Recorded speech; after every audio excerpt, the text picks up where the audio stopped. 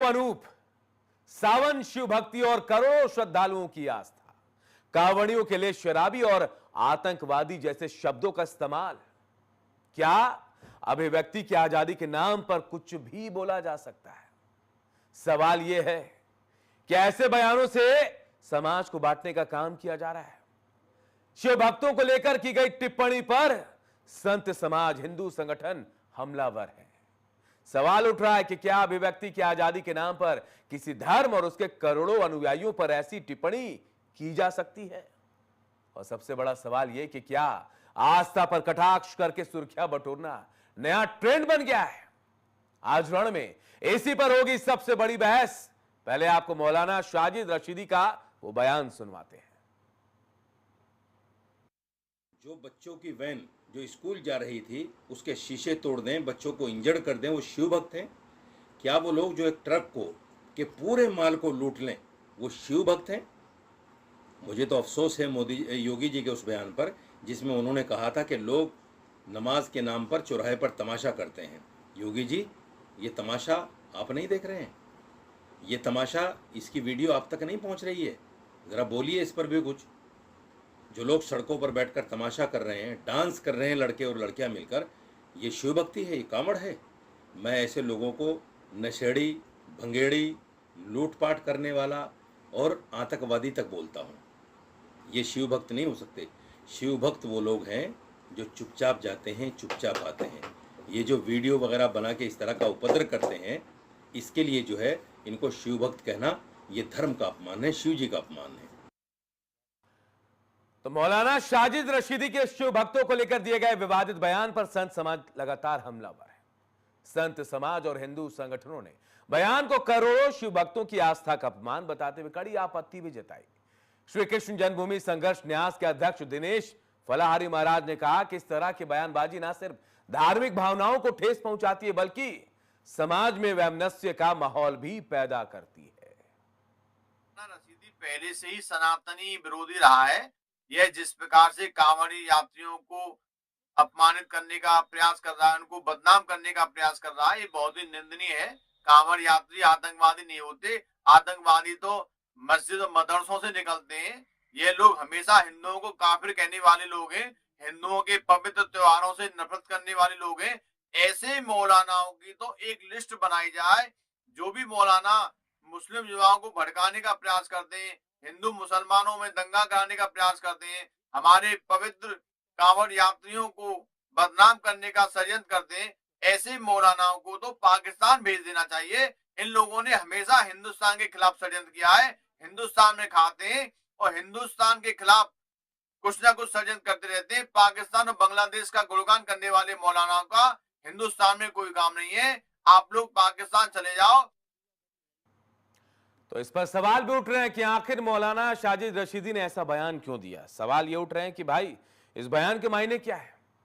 हालांकि जब विवाद बढ़ा तो उन्होंने कहा कि ये सबके लिए नहीं कहा था, कुछ लोगों के लिए कहा था, लेकिन उसके बावजूद सवाल उठ रहे हैं कि आतंकवादी कहना, आतंकवादी का मायने आप समझते होंगे कि क्या आतंकवादियों से उन शिव भक्तों की तुलना करना जायज है? इसी पर आज हम रण करने वाले हैं, चर्चा करेंगे। एक बड़ा पैनल है मेरे साथ। सबसे पहले आपका परिचय करा दूं। शिशिर चतुर्वेदी, प्रवक्ता हिंदू महासभा के मेरे साथ है। Doctor HS. रावत, हिंदू धर्मगुरु मेरे साथ है।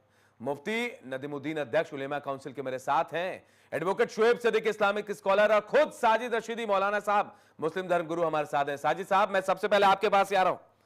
मैं कोई सवाल करूं इससे पहले आपसे जानना चाह रहा हूं कि आप कहना क्या चाह रहे थे, आपके इस बयान के मायने क्या है? अगर आप मेरे इतने साफ बयान को नहीं समझ पा रहे हैं, जो आपने इतने अच्छे तरीके से चलाया है और जिसमें मैंने साफ साफ कहा है कि अच्छे कांवड़िए कौन है और बुरे कांवड़िए कौन है, अगर आप इसको नहीं समझ पा रहे हैं तो मैं कैसे समझाऊं आपको? नहीं, मैं इसलिए समझना चाह रहा हूं कि मैं कुछ बोलूं। महाराज का बयान चलवाया है रशीदी साहब, मैं इसलिए कह रहा हूं कि मैं कुछ बोलूं तो आपको लगेगा कि मैं आपके खिलाफ बोल रहा हूं, लेकिन मैं नहीं चाहता। मैं चाहता हूं कि आप बता दें, फिर उस पर चर्चा करेंगे हम। सुनिए, हाँ मैं बता रहा हूं ना जी। जो कांवड़िए पुलिस वालों को वैन में से खींचकर उनको इतना मारे कि वो अधमरे हो जाएं, क्या आप उनको शिव भक्त कहेंगे? वो कांवड़िए जो बच्चों की स्कूली वैन पर हमला कर दें और कई बच्चों को इंजर्ड कर दें, क्या आप उनको शिव भक्त कहेंगे? वो कांवड़िए जो एम्बुलेंस को पकड़ ले और एम्बुलेंस में जो मरीज अंदर लेटा हुआ हो उसको बोलो कि जय श्री राम का नारा लगाओ, उनको आप शिव भक्त कहेंगे? जो कांवड़िए पूरे ट्रक के माल को लूट लें और बाकायदा वीडियो वायरल है उसकी, तो क्या उन लुटेरों को आप शिव भक्त कहेंगे? मैं तो नहीं मानता भाई उनको शिव भक्त। शिव भक्त तो वो हैं जो बेचारे जिनका पता भी नहीं चलता, कांवड़ लेके जाते हैं, कांवड़ लेके आ जाते हैं और चुपचाप अपनी भक्ति को पूरा कर लेते हैं। ये जो सड़कों पर बैठकर शराब पी रहे हैं, नाच गाना कर रहे हैं, ये कांवड़िए नहीं है, ये धर्म नहीं है, ये धर्म के नाम पर अधर्म है और धर्म को बदनाम करने की नापाक साजिश है। आप बस मुझे तो रशीदी आपको भी साहब समझना चाहिए। जी रशीदी साहब, मुझे आप कह रहे हैं कि वो कांवड़िए नहीं है, लुटेरे हैं, लेकिन क्या आतंकवादी है वो? आतंकवादी के मायने आप समझ रहे होंगे, क्या होते हैं आतंकवादी और कांवड़ियों में फर्क क्या हो सकता है? हो सकता है कुछ कांवड़िए हुड़दंग करते हो, मैं इससे इनकार नहीं कर रहा हूं, लेकिन आतंकवाद से सीधे जोड़ देना जायज है क्या? मैं बता रहा हूं। देखिए, आतंकवाद का मतलब है दहशतगर्दी, दहशत फैलाना। कांवड़िए इतने मोटे मोटे लट लेकर और लोगों को जहां पकड़े वहां पीट दें, जहां पकड़े गाड़ियां तोड़ दें, जहां पकड़े स्कूल वैन तोड़ दें, आप उनको दहशतगर्द नहीं कहेंगे? उनकी वजह से लोग डरेंगे नहीं?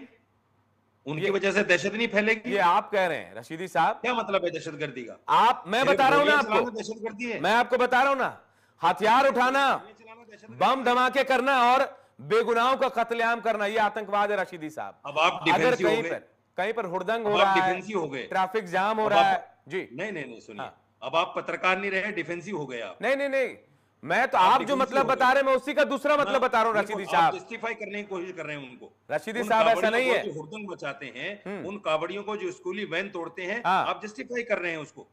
तो चलिए मुझे छोटी सी एक सवाल का जवाब दे दीजिए रशीदी साहब। एक सवाल का जवाब दीजिए मुझे रशीदी साहब। हाँ, आप मुझे एक सवाल का जवाब दे दीजिए। नहीं, चलिए मैं नहीं हूं, आपके तरफ से मुझे जवाब दीजिए। मुहर्रम के जुलूस में दूसरे धार्मिक आयोजन में पथराव होता है, तलवार निकाले जाती है, लहराए जाते हैं, हिंसा होती है, आप उनको आतंकवादी तो नहीं कहते हैं, गुमराह कह देते हैं, वो आतंकवादी नहीं है क्या? ये बता दीजिए। आप मुझे बताइए, एक बात का ईमानदारी से जवाब दीजिए, आप कोई पत्रकार आज के तो है नहीं, एक जमाने से पत्रकार हैं आप। 2014 के बाद ही मुसलमान क्यों पत्थरबाज बन गया भाई? उससे पहले क्यों पत्थरबाज नहीं था? उससे पहले कश्मीर में पत्थरबाजी नहीं होती थी? नहीं होती थी? कहां होती थी? आप मुझे कोई रिपोर्ट बताओ 2014 से पहले की कि फला जगह मुसलमानों ने पत्थरबाजी की हो। साजिद साहब, मैं 2017 में कश्मीर गया था, लेकिन 2014 से पहले जाने की हिम्मत नहीं हुई थी मेरी। मैं 2014 के बाद की बात कर रहा हूं। मैं उसी की बात कह रहा हूं, उसके पहले नहीं जा पाया मैं। सुनो, 2014 से पहले मुसलमान ने कहीं पत्थरबाजी की है क्या? बता दो आप मुझे, कोई रिपोर्ट आपके पास हो तो। मैं तो खुद कई बार गया हूं, जानकारी में ना हो, रिपोर्टिंग करने गया हूं वहां, और मैंने बहुत चीजें देखी, लेकिन राशिद साहब मैं उस पर नहीं जाऊंगा। अभी आप अपने बयान पर कायम है कि जो हुड़दंग कर रहे हैं या फिर जो अनूप भाई, एक चीज को आप समझिए जी। देखिए, केशव प्रसाद मौर्य जो डिप्टी सीएम है यूपी के, वो खड़े होते हैं और बयान देते हैं कि जितने भी मदरसे हैं, चाहे पाकिस्तान में हो, बांग्लादेश में हो, हिंदुस्तान में हो, सारे आतंकवाद की फैक्ट्री हैं। मैंने तो सारे आतंकवादियों को नहीं, सारे कांवड़ियों को नहीं कहा, मैंने तो उन कांवड़ियों को कहा जो इस तरह का काम कर रहे हैं। केशव प्रसाद मौर्य ने तो सारे मदरसों को फैक्ट्री बता दिया। तो ऐसा तो नहीं है रशीदी साहब कि केशव साहब का गुस्सा आप किसी और पर उतार रहे हैं। उनके खिलाफ नहीं कार्रवाई होनी चाहिए। आपके खिलाफ कार्रवाई हुई रशीदी साहब, ये बता दीजिए। नहीं, मैं आप कह रहे हैं ना, आपकी रिपोर्ट में आई ये बात कि कार्रवाई होनी चाहिए, क्या इनके खिलाफ कार्रवाई नहीं होनी चाहिए? क्या अभिव्यक्ति की आजादी ये है कि जो चाहे बोल दें? मैंने क्या गलत बोला इसमें? आप मुझे ये बताइए ईमानदारी से, अगर आप ईमानदार पत्रकार हैं, आप मुझे बताइए, अगर मैं किसी समाज की बुराई को उठा रहा हूं, धर्म के नाम पर किसी पाखंड को बता रहा हूं, तो इसमें बुराई क्या है? मैंने क्या गलत किया? मैंने आपको खुद ही कहा रशीदी साहब कि मैंने कहा कि हाँ कुछ लोग हैं, मैं मानता हूं कुछ लोग हैं, कह रहा हूं मेरे भाई, बट मैं आपसे ये पूछ रहा हूं कि क्या ये आतंकवादी हो सकते हैं? मैं यही कह रहा हूं। एक चीज और बता दूं मैं आपको जी। देखिए, एक चीज मैं आपको बता दूं, मैं एक वीडियो दिखाऊंगा आपको जी। उस वीडियो में खुद कांवड़ियों ने कहा, एक कांवड़िए ने रोते हुए कहा है कि जितने कांवड़िए हैं उसमें सिर्फ 20% सही है, 80% गलत है। कावड़िया खुद कह रहा है, और वो कह रहा है कि पार्वती के लिए, भोले जी के लिए इस तरह के आपत्तिजनक शब्द बोलते हैं जो कावड़िया बोल ही नहीं सकता। उसने कुछ बातें बोल के भी बताई हैं, सारी वीडियो वायरल है। वीडियो तो बहुत सारे। रशीदी साहब वापस आऊंगा, मैं वापस आऊंगा। रशीदी साहब, शिशिर चतुर्वेदी, प्रवक्ता हिंदू महासभा के मेरे साथ है। शिशिर जी, जो बयान अभी भी रशीदी साहब दे रहे कि मैंने कुछ गलत नहीं किया, आपको क्या लगता है, गलत है, सही है, क्या है? मौलाना रशीदी जैसे लोगों की वजह से ही इस्लाम बदनाम होता है। असल में डर की जो बता रहे थे, तो ये इनकी शक्ल कोई रात में देख ले वो वैसे ही डर जाए। समस्या यहाँ पर है। अब आते हैं, आगे चलते हैं। ये कह रहे हैं किसी धर्म की कुरीतियों को अगर बोले तो गलत हो जाता है। ये मारकाट करे, ये बलात्कार करे, ये इजराइल से लोगों को नाचते गाते उठा लाए, ये बम विस्फोट करे, ये चर्च जलाए, ये गुरुद्वारे जलाए, मंदिर तोड़े, मंदिरों में कब्जा करे, कुंठा इनके अंदर भरी हुई है। अभी इन्होंने एक और बहुत महत्वपूर्ण शब्द कहा कि कांवड़ यात्री, कांवड़ यात्रियों में से एक कांवड़ यात्री ने ये कहा कि ये कांवड़ यात्री नहीं हो सकते ऐसा काम करने वाले। तो यही तो सवाल है, कांवड़ यात्री के रूप में कौन सा मौलाना रशीदी उसमें आया कपड़ा पहन के? इसकी जांच होनी चाहिए। आज देखिए कि साइंस का समय है, एक पुरानी सी दूरबीन लेकर के एक मौलाना खड़ा हो जाता, बताता है कल ईद पड़ेगी। आप बताइए, साइंस बता देता है कई सालों पहले कि इतनी तारीख को इतने बजे चांद निकलेगा। वही पुरानी कुरीतियों के हवाले ये चल रहे हैं। बताते कि ऊंट पे बैठे हो और उसके बाद भी औरत को पति को औरत की याद है, उसको बुला लो। हलाला ये करेंगे, बुरके में कह दिए रख के नाम पे तमाशा करेंगे। और कहना क्या चाहते हो महाराज? आजादी की लड़ाई लड़ने वाले लेटे हुए सामने लाइए। कभी कहाँ चले जाते हैं आप, कभी कहाँ चले जाते हैं? कहना क्या चाहते हो भाई? देखिए, चोर की दाढ़ी में तिनका चिल्लाने लगे। अब इनकी कहना क्या चाहते हो आप, ये बताओ, कहना क्या चाहते हो? मौलाना साहब, अरे दर्द पेट पे शांति रखो अपने मुंह में। उसके बाद ये दूसरों को कुरीति बता रहे। सन 14 बता रहे थे, 1400 वर्षों पहले ले जाते हैं। सन 1400 वर्ष से पहले इन्होंने किसको मारा, शिया सुन्नी क्यों हुआ, कत्ल क्यों किया? 1400 वर्ष पहले एक धार्मिक विचारधारा के अनुसार जो टीका लगाए, जो काफिर है उसकी गर्दन काटो, उसकी बहन बेटी की इज्जत लूटो, उनका धर्मांतरण कराओ। ये सब कौन कर रहा है? ये एक पागलपन की विचारधारा नहीं है ये कि आप किसी की गर्दन काट रहे हो। ये तो अगर लाठी लेके चल रहे सारे के लिए, कोई कुत्ता भौंके, कोई जानवर आए तो उसके लिए लेके चल रहे, वो आतंकवादी होगा इनकी अनुसार। और ये जिस तरीके से इनका पहनावा, इनके शकल सूरत देखिए, इनको देख के लोग डर जाएंगे। खैर शिशिर जी, ये अपने अपने धर्म की चीजें, वो क्या पहनते हैं, कैसे रहते हैं, वो उनकी मर्जी, हम इस पे कुछ नहीं कह सकते हैं। शिशिर जी, मैं वापस आऊंगा। 3 गुना ये मुझे बोलने दीजिए। मैं ये कह रहा हूँ कि पहले हमने कई साल पहले देखा सिक्कों पे मजाक होती थी। अब इनके जैसे मौलानाओं पे मजाक होती है और जूता भी चलता है। अब ये डिंपल यादव के लिए इन्होंने क्या बोला, जूता चला था इनके ऊपर, आपने देखा होगा। और लगातार इस तरीके के कई मौलाना पकड़ में, मौलाना जर्जित भागा भागा फिर रहा, देखिए आप। और अब इनकी दुर्गत होने वाली है, इनके खिलाफ FIR कराएंगे, ये भी सही हो जाएंगे। तो इनका एक इलाज है, वो दुनिया जान चुकी है। कांवड़ यात्रा में कुछ लोग ऐसे भेजे जा रहे हैं जो कि इस तरह के हरकत करके और कांवड़ यात्रा को बदनाम करें। और इनकी कुंठा ये है कि आज दुनिया का काबा का रिकॉर्ड और वेटिकन का रिकॉर्ड राम मंदिर ने तोड़ दिया, राम भक्तों की लहर ने। तो ये बौखलाए हुए, परेशान है, हताशा में है। शिशिर भाई, थोड़ा सा वक्त दे दीजिए मुझे, कुछ और मेहमान है उनसे, उनके पास भी जाऊंगा। मुफ्ती नदीमुद्दीन, प्रेसिडेंट है उलेमा काउंसिल के। मुफ्ती साहब, मैं आपके पास आ रहा हूं। अभी भी रशीदी साहब कह रहे हैं कि उन्होंने जो बयान दिया वो गलत नहीं है, सही है। आप मुझे बता दीजिए, आप इसको जायज बयान मानते हैं? कैसे देख रहे हैं आप इसे? न किसी हम सफर, न किसी हम नशी से निकलेगा, हमारे पांव का कांटा हम ही से निकलेगा। बिल्कुल। मौलाना साजिद रशीदी जो बयान दिए उसके वो खुद जिम्मेदार हैं और आपके चैनल पर भी बैठे और बात कर रहे हैं। देखिए, कुछ कावड़िया हुड़दंग मचा रहे हैं, ये भी सही। कुछ कावड़ियों ने पुलिस पर हमला किया, ये भी सही। कुछ कावड़िया गैर जिम्मेदारी की बात कर रहे थे, ये भी सही है, समझे। मगर किसी को आतंकवादी कहना ये सही नहीं है। मुझे लगता है कि हम किसी को आतंकवादी कहेंगे तो वो लोग हमारे धर्म पर उंगली उठाएंगे, हम पर उंगली उठाएंगे। जिस तरह से केशव प्रसाद मौर्य ने मदारिस में पढ़ने वालों का आतंकवादी कहा, तो सिर्फ मुसलमानों का आतंकवादी नहीं कहा, उसमें सैकड़ों गैर मुस्लिम हैं, जिसमें चीफ मिनिस्टर हैं, जिसमें राष्ट्रपति हैं, जिसमें IAS IPS ऑफिसर हैं, उन्होंने सबको आतंकवादी कहा है। तो मौलाना ने जो बयान दिया है, और मौलाना खुद उसके जिम्मेदार है, मौलाना आपके चैनल पर बैठे हैं। मगर मेरी आपत्ति अलग है। मेरी आपत्ति है कि आप कांवड़ यात्रा लेकर के चल रहे हैं, आप सड़क को बंद कर देते हैं, लेकिन मुसलमान जब सड़क पर नमाज पढ़ता है तो आप उसकी पिटाई कर देते हैं। अगर वो छत पर भी नमाज पढ़े तो आप उसकी पिटाई कर देते हैं। तो एक देश में दो कानून क्यों? एक बात। और आप क्या है, चिकन मटन की दुकानों को आपने बंद करा दिया, यहाँ तक कि प्राइवेट पार्ट भी देखे, यहाँ तक कि होटलों में जा करके आप घुस करके मारे कि तुम मुसलमान हो क्या, तुम चिकन मटन खाते हो क्या। मगर कभी KFC पर कार्रवाई हुई, कभी बड़े बड़े रेस्टोरेंट, बड़े बड़े होटलों पर कार्रवाई हुई। तो मुझे लगता है कि मशहूर होने के लिए कुछ लोग इस तरह के उलूल जुलूल बयान दे रहे, जिन पर मेरी नजर में सख्त कार्रवाई करने की जरूरत है। किसी के धर्म पर कांवड़ यात्रा है, ठीक है, कांवड़ यात्रा है, अगर हुड़दंग हो रहा है, कुछ हो रहा है, तो कानून को अपना काम करना चाहिए। कानून है, या मुहर्रम में भी हुड़दंग हो रहा तो कानून अपना काम करेगा।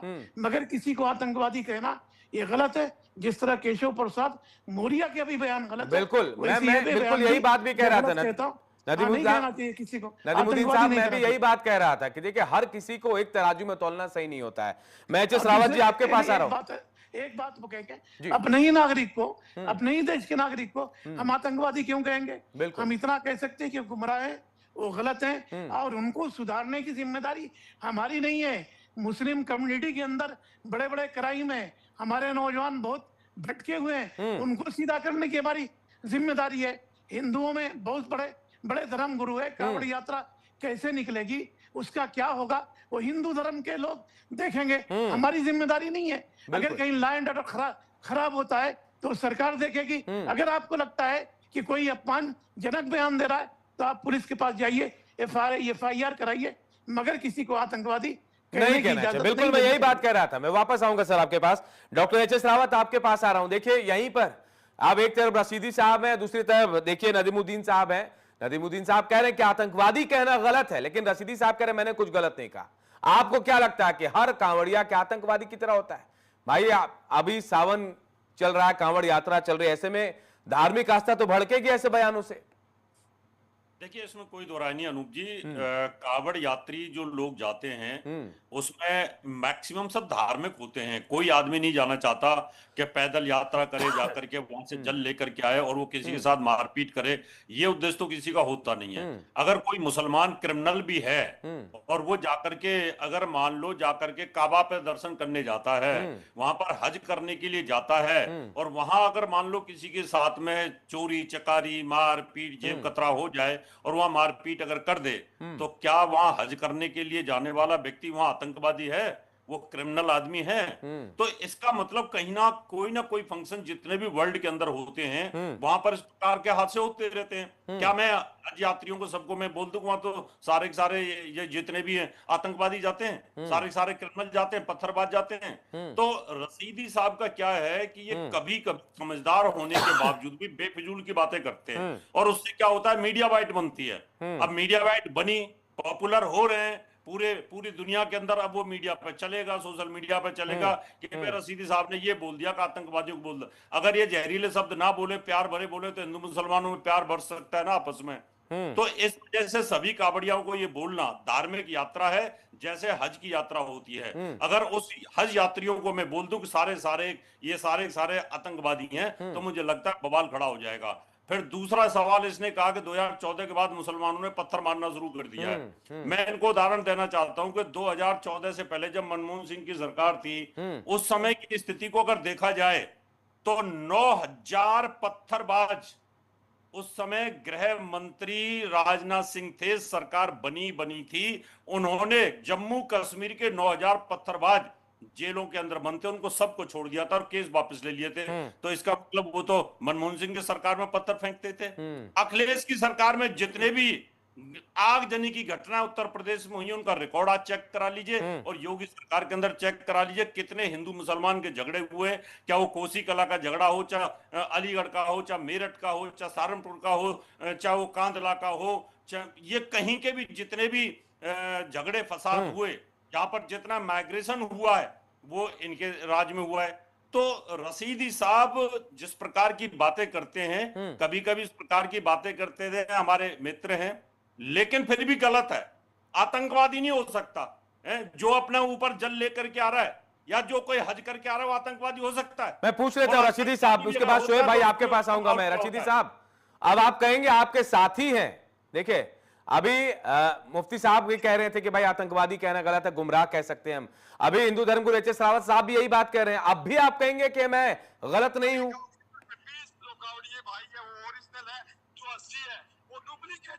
मैं कहता हूँ नीलकंठ पे बद्दे बद्दे जगारे लगा रहे थे। मैं मीडिया के सामने बोलना नहीं चाहता, लेकिन बताऊंगा। बोल रहे थे आलू ले लो, पत्ती ले लो, पार्वती की पप्पी ले लो, ये क्या सिखा रहे हैं? ये क्या बोल रहे हैं? समझाइए, ये हंसने की बात नहीं है भाई साहब। ये आप ऑडियो वीडियो सुना तो रहे हैं रशीदी साहब, लेकिन मुझे इतना बता दीजिए क्या ऐसे ऑडियो वीडियो और नहीं होंगे? नहीं, सुनो मेरी बात। हाँ, सुनो, बताइए।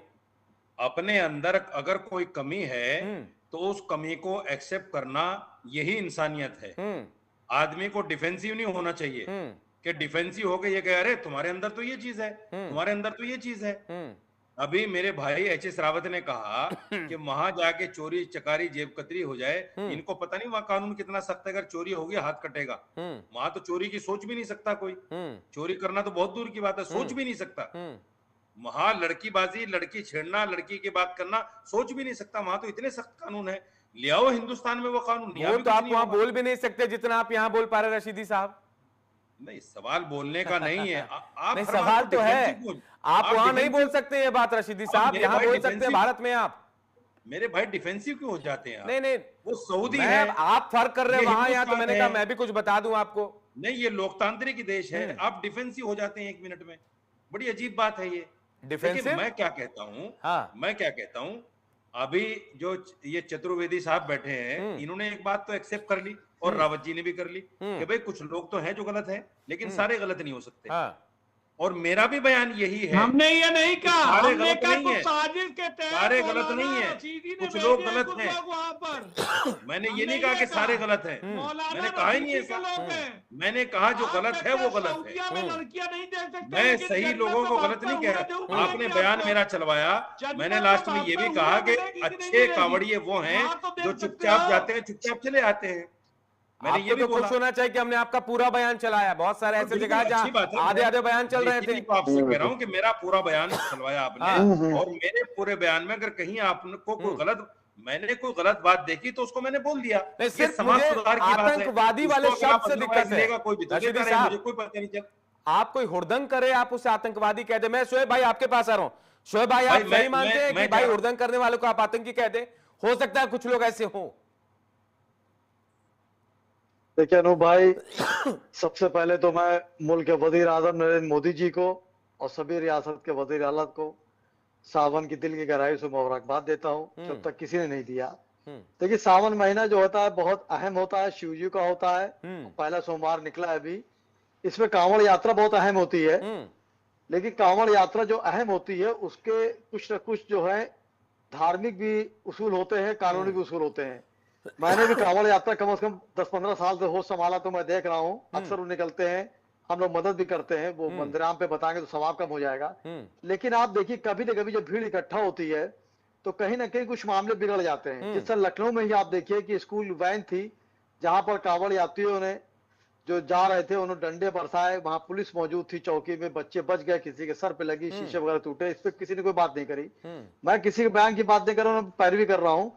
हर मजहब में अच्छे लोग भी होते हैं, बुरे लोग भी होते हैं। तो कम से कम कांवड़ यात्रा जो निकल रही है, इसमें बहुत से लोग निकलते हैं, खूब प्यादा निकलते हैं, बहुत दूर जाते हैं शिव जी को चढ़ाने के लिए, उनकी मन्नत मांगने पूरी करने के लिए। लेकिन इस तरह के कृत्य मैं समझता हूँ बेहतर नहीं है। कई जगह दुकान लूटी गई, मैं समझता हूँ बेहतर नहीं है। अभी शिशिर भाई हमारे बड़े भाई हैं, उन्होंने एक बात कही कि इस यात्रा में कुछ लोग पहुंच जाते हैं बिगाड़ने के लिए, बहुत अच्छी बात उन्होंने कही। इसी तरह नमाज में भी कुछ लोग पहुंच जाते हैं, मस्जिदों में भी कुछ लोग पहुंच जाते हैं बवाल करने के लिए, मुसलमान को बदनाम करने के लिए। तो दोनों बातें रखिए। एक बात जब मेरे पर आए तो आप उस बात को गलत साबित करते हैं, आप पे आए तो सही साबित करते हैं, बेहतर नहीं है। कांवड़ यात्रा मैं बहुत मान्य करता हूं, मैंने इसीलिए मुबारकबाद पहले दी। लेकिन इस तरह के मामले जो होते हैं, हमारे वहां देखिए ईद में नमाज होती, 5 लाख आदमी नमाज पढ़ के निकलता है ईदगाह से, लेकिन जब निकलता है तो कहीं भी एक आप छीटा कसी नहीं पाएंगे। ये हर मजहब में। एक सेकंड शिशिर भाई, एक सेकंड, आप मेरे बड़े भाई हैं, मैं हमेशा मैंने बात कही कि सुनने के बाद बोले तो ज्यादा अक्लमंद रहेगा, बीच में बोलना बेहतर नहीं है। आप मेरे बड़े भाई हैं, मैं आपकी बात का ही डिफेंस कर रहा हूँ। मुसलमान तो 2047 से 26 तक सफाई दे रहा है। मेरा ये कहना है, चाहे हज पे जाए या कांवड़ यात्रा पे जाए, कोई धर्म नहीं सिखाता है किसी को नुकसान पहुंचाना। अगर मैं अनु भाई मस्जिद पे जाऊं और आगे कोई सफों में खड़ा पहले से, मैं उसको धक्का देके आगे नमाज पढ़ लूं तो मेरी नमाज ही नहीं कबूल होगी। उसी तरह आपके धर्म में भी है, आपके धर्म में भी यही है कि अगर मंदिर में कोई है और आप धक्का पीछे करके आगे चले तो नहीं होगा। अब जिस तरह कांवड़ यात्रा में हमारे मुख्यमंत्री जी का, मैं कुछ मामले उनको बहुत फॉलो करता हूं, उन्होंने कहा सावन में शराब की दुकानें बंद कर दी जाएंगी। बिल्कुल सही कहा, मैंने हमेशा लब्बैक कहा। लेकिन कम से कम मैं ये चाहता हूं कि रमजान शरीफ जब पूरी दुनिया में मुसलमानों का पवित्र महीना होता है, उस दिन शराब बंद कर दी जाए जो मेरे वहां हराम है। तो ये चीज, जब एक पहलू के 2 सिक्के होते हैं, इस वक्त रात है तो आपके लिए भी रात है, लेकिन अब आपके लिए आए तो आप दिन कह दें, जब मेरे लिए आए तो रात है, तो बेहतर नहीं है। बिल्कुल मीट की दुकान बंद हुई, अच्छा हुआ, होना चाहिए, लेकिन कम से कम उनके जगह कहीं बना देते। कुछ तो दुकानदार ऐसे होते हैं जो रोज कमाते हैं, रोज खाते हैं। ये सोचने का विषय है। रमजान आए तो आप शराब को बैन कर दें कि रमजान भर, ये गंगा जमनी की तहजीब होती है। और जिस तरह के काम है तो मैं सम्मान करता हूं, मैंने हमेशा किया। शिशिर भाई जानते हैं, जब मैं अभी भी यही कह रहा हूं, मैं अभी भी यही कह रहा हूं कि मुझे कोई दिक्कत नहीं है। कहा मैंने, कुछ लोग ऐसे हो सकते हैं, शिशिर भाई भी यही कह रहे हैं, लेकिन किसी को आतंकवादी कहना आप समझ रहे हैं? मतलब आतंकवादी अगर मैं कह दूं कि भाई नहीं, फलाना मुहर्रम के लोग, जुलूस में लोग आतंकवादी थे, इस बात को आप मानेंगे? नहीं, क्योंकि जायज नहीं है। शिशिर भाई, मैं आपके पास आ रहा हूं, बताइए, जवाब देना चाह रहे शिशिर भाई। अनम्यूट कर लीजिए। मैं कह रहा था कि शुएब सिद्दीकी जी हमारे छोटे भाई है, बहुत अच्छी, देखिए ना, अच्छे से अपनी बात रखी। और एक मौलाना रशीदी है, दोनों की बात करने में और पक्ष रखने में देखिए कितना फर्क है। यही कहते हैं शिक्षा और शिक्षा। अब देखिए लखनऊ में एक धार्मिक यात्रा निकलती है, धार्मिक जुलूस विरोध के नाम पे। डेनमार्क में मोहम्मद साहब का कार्टून बना था, उसको लेके टीले वाली मस्जिद, जो जिसको ये लोग कहते हैं, जो लजपत टीला है, उसको लेके एक जुलूस निकलता है और वहां से 400 मीटर दूर आके बुद्धा पार्क में बुद्ध की मूर्ति तोड़ने लगता है। हिंदू बहन बेटियों की इज्जत आबरू पे सिंदूर लगाए, टीका लगाए, हाथ डाल देता है। और उसके बाद वहां पर जब वहां पत्रकार बंधु वीडियो बनाने लगते हैं तो चापड़ से उन पत्रकारों को मारने लगते हैं, उनके कैमरे तोड़ देते हैं। तो ये लोग कौन से हैं? ये वैन की घटना ये बता रहे शुएब भाई, उसका ये जवाब है। दूसरी बात, इन्होंने कहा मीट की दुकानें और बाकी जो शराब की दुकानें ये रमजान में बंद होनी चाहिए। मैं पूर्णतः इनकी बात से सहमत हूं, और इसलिए सहमत हूं कि ये रमजान में या कांवड़ यात्रा के दौरान नहीं, शराब उत्तर प्रदेश नहीं, देश में तुरंत बंद कर देनी चाहिए। कोई भी व्यक्ति शराब के लिए वोट नहीं देखता किसी भी सरकार को। शराब पूरे देश में बंद होनी चाहिए, गांजा गली गली बिकना बंद होना चाहिए, स्मैक बंद होना चाहिए। ऐसे जो ये धर्म के नाम पे क्यों बंद होने चाहिए? ये हमेशा के लिए बंद होने चाहिए। एक शराबी से पूरा घर उसका बर्बाद हो जाता है। तो इस बात से मैं सहमत हूं। दूसरी बात, अभी मौलाना रशीदी कह रहे थे कि आप वहां पर लड़कियों को नहीं देख सकते, तो आपको इनाम में 72 हूरें तो जन्नत तक तो मिल रही है, वहां नहीं देख सकते। तीसरी बात, मैं ये कहना चाहता हूं कि ईस्ट निंदा कानून देश में आना चाहिए। किसी भी धर्म की बेअदबी नहीं होनी चाहिए। और क्यों नहीं ला रहे, इसमें कौन सी साजिश है?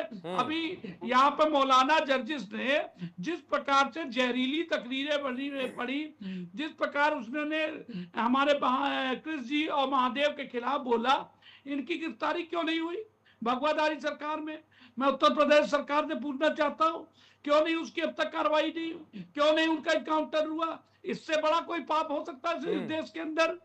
तो ये कार्रवाइयां ना होने से अब अगला इंतजार कीजिए, अब किस ईस्ट का आपके अपमान होगा। रामचरितमानस चलाई गई, हमने देखा। रम में बसे राम बताया गया, हमने देखा। लेकिन किसी अन्य धर्म पे कोई नहीं बोलता है। क्यों नहीं बोलता है? आप देखिए, एक बहुत बढ़िया बात आपको बता रहा हूं भाई, आप रेप की घटनाओं को पढ़िए। आप देखिए, जो 80% रेप की घटनाएं हैं, धर्मांतर का ना एक कौम के लोग मिलते हैं, और किसी भी मुस्लिम बेटी का बलात्कार, किसी सिख बेटी का बलात्कार, किसी ईसाई बेटी का बलात्कार आपको देखने को नहीं मिलता। क्या ये साजिश नहीं है?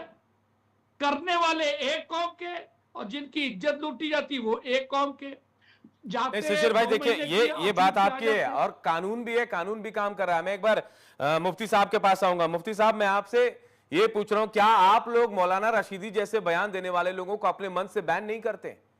हम तो कोशिश कर रहे हैं उनको समझाने की। हम कह रहे हैं कि आतंकवाद कहना गलत है। मेरी चिंता इसी बात को लेकर, आप कुछ लोग हो सकते हैं लेकिन आतंकवादी कहना गलत है। लेकिन आपकी भी जिम्मेदारी है कि आप अपने मंचों से ऐसे लोगों को बैन करें, शायद जर्जिस हो या फिर रशीदी साहब जैसे लोग जो कहीं ना कहीं लोगों की आस्था के साथ ऐसा बयान देकर खिलवाड़ कर रहे हैं। देखिए, इस देश के अंदर किसी को बैन करने का कोई अधिकार नहीं है, समझे? और सुप्रीम कोर्ट ने भी कहा है कि सिविल सोसाइटी के अंदर किसी को आप बैन नहीं करेंगे।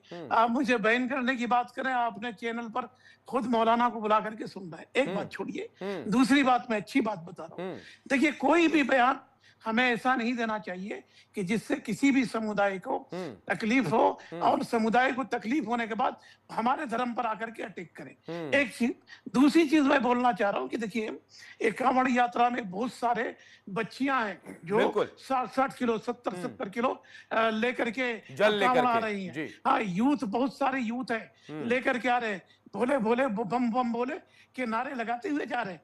तो उनका अपना अपना आस्था है, अपना अपना श्रद्धा है। इस देश में सबका श्रद्धा, सबका आस्था है, बरकरार रखना चाहिए। अभी हमारे मित्र क्या कह रहे थे, मुझे पता नहीं, कि डेनमार्क में क्या होता है, फला जगह क्या होता है। देखिए, इस देश में डेमोक्रेसी है। भगवत गीता पर जब रसिया की एक अदालत ने पाबंदी लगाई थी, उनको ज्ञानवर्धन करा रहा हूं कि भगवत गीता पर जब पाबंदी लगाई गई थी, तो यही पार्लियामेंट के अंदर हिंदू एमपी, मुसलमान एमपी खुल करके उन्होंने निंदा किया सरकार की। बाद में रसिया की अदालत को अपना फैसला वापस लेना पड़ा। तो ये डेमोक्रेसी मुल्क है। डेमोक्रेट में हिंदू मुसलमान यहाँ साथ रह करके आते हैं। आप कह रहे हैं कि पाकिस्तान चले जाइए, अरे भाई, पाकिस्तान एक जहन्नम का मुल्क है। वो खुद चले गए, जिन्होंने मांगा था पाकिस्तान चले गए। जो आला अशरफ लोग जिन्होंने पाकिस्तान मांगा था, वो पाकिस्तान छोड़ के कनाडा चले गए, बरतानिया चले गए, अमेरिका चले गए। ऐसे आतंकवादी मुल्क में हमें जाने की सलाह मत दीजिए। होता है, इख्तलाफ होता है, तो बार बार पे पाकिस्तान की बात क्यों करते? मगर एक बात मैं कहता हूं कि नशा मुक्त भारत खड़ा करने की जरूरत है। हिंदू धर्म गुरु हो, मुसलमान धर्म गुरु हो, हमारा यूथ 18 साल का बच्चा गांजा ले रहा है, चरस पी रहा है, शराब पी रहा है, इसके जिम्मेदार कौन है? जिम्मेदार समाज के हम ही लोग हैं। हम लोग समाज के दर्पण हैं, हम लोग समाज की आईना है। हमारी हिंदू हृदय सम्राट की सरकार चल रही यूपी में, फिर भी शराब खुलेआम बिक रही है, कच्ची शराबें बिक रही है। कई लोग मुझे डालीगंज से, आपके लखनऊ में डालीगंज है, मैं जो है वहाँ की लखनऊ यूनिवर्सिटी का स्टूडेंट भी रहा हूँ, तो मुझे मालूम है डालीगंज के अंदर कच्ची शराबें खुलेआम बिक रही। कई लोग मुझे कह रहे हैं, तो मैं कहता हूं कि इन पर सरकार को कड़ी कार्रवाई करनी चाहिए। हाँ, कड़ी कार्रवाई करनी चाहिए।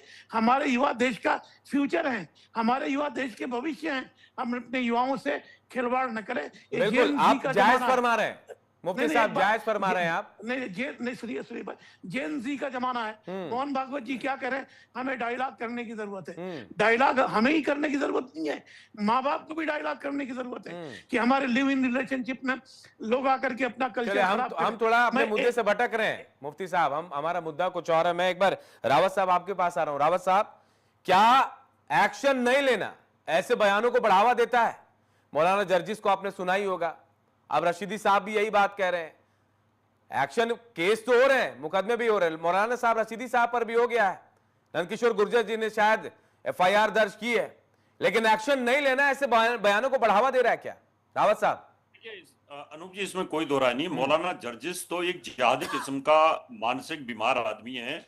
जो आदमी हिंदुस्तान के अंदर रह करके जो कन्वर्ट हुआ हो हिंदुओं से, वो ये कह रहा हो उत्तर प्रदेश का रहने वाला, क्या अपनी सगी बहन से शादी कर लेनी चाहिए? तो यहाँ पर मैं मौलाना नमुद्दीन साहब की बात से बिल्कुल सहमत नहीं हूं। वो कहने का हम किसी को पाबंदी नहीं कर सकते, ये समाजवाद है।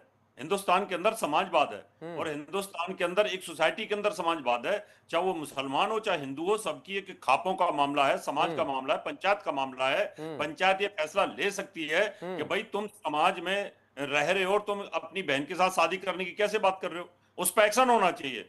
रशीदी साहब के ऊपर भी इस प्रकार के बयानों पर एक्शन होना चाहिए, उनको रोकना चाहिए, जब वो खुद इमाम अहसन के अध्यक्ष हैं। यानी इतने बड़े पद पर बैठ करके आदमी अगर इस प्रकार की भाषा का इस्तेमाल करता है, तो मुझे लगता है उनको पद से हटा देना चाहिए, उनको बोल देना चाहिए कि आप इस पद के लायक नहीं है, आप तो समाज में जहर घोल रहे हैं। और चाहे हिंदुओं का भी अगर कोई धर्मगुरु इस प्रकार का जहर घोलता है, तो उसको निश्चित तौर पर अखाड़ों से हटा देना चाहिए ऐसे पदों से, क्योंकि देश में समाजवाद लाना, देश में समरसता लाना, हिंदू मुसलमान का भाईचारा लाना, ये बहुत जरूरी है अनूप जी। अगर हम इस प्रकार की बातें नहीं करेंगे तो मुझे लगता है गलत हो जाएगा। रशीद साहब ने जो बयान दिया है, इससे समाज में कहीं ना कहीं आपसी वैमनस्य पैदा होगा, आपसी जो भाईचारा है वो टूटेगा, नफरत पैदा होगी, क्योंकि आप हिंदुओं का आतंकवादी बोलेंगे, आप सिख भक्तों का जाहिर तौर पर बिल्कुल होना भी यही चाहिए। रावत साहब, होना भी यही चाहिए। आज मेरे पास इतना ही समय था, इसलिए मैं आप सबका धन्यवाद करता हूं, मेरे साथ इस चर्चा में आप तमाम लोग जुड़े। लेकिन देखिए, यह बयान कहीं ना कहीं हिंदू आस्था को अपमानित कर रहा है। कहीं ना कहीं जब सावन का महीना चल रहा है, उस दौरान ऐसे बयान देना गलत तो है ही, और एक्शन शायद नहीं लिया जा रहा है। इस वजह से ऐसे लोगों के भाव भी बढ़ते हैं और कहीं ना कहीं ये बयान भी ऐसे सामने आते हैं। लेकिन अब एक्शन होगा, केस भी हो गया और ऐसे लोगों पर एक्शन भी होगा जरूर। देखते रहिए नेशन 27।